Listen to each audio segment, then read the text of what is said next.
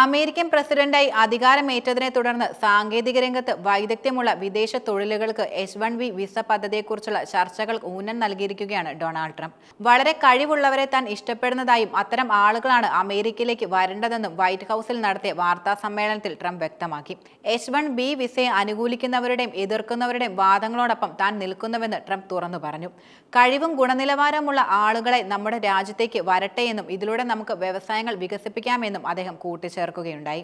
സാങ്കേതിക രംഗത്തെ മികവിനായി വിദേശ രാജ്യങ്ങളിൽ നിന്നുള്ള എഞ്ചിനീയറിംഗ് രംഗത്തെ പ്രതിഭകളെ അമേരിക്കയിലേക്ക് എത്തിക്കണമെന്നതിനാൽ എലോൺ മസ്ക് ഉൾപ്പെടെയുള്ള ട്രംപിന്റെ അനുയായികൾ H-1B വിസയ്ക്ക് പിന്തുണ പ്രഖ്യാപിച്ച് രംഗത്തെത്തിയിരുന്നു.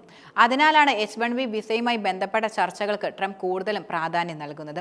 പക്ഷേ അമേരിക്കക്കാരുടെ ജോലി നഷ്ടമാകുമെന്നതിനാൽ ട്രംപിന്റെ മറ്റു ചില അനുയായികൾക്ക് H-1B വിസയെ എതിർത്തും രംഗത്ത് വരികയുണ്ടായി.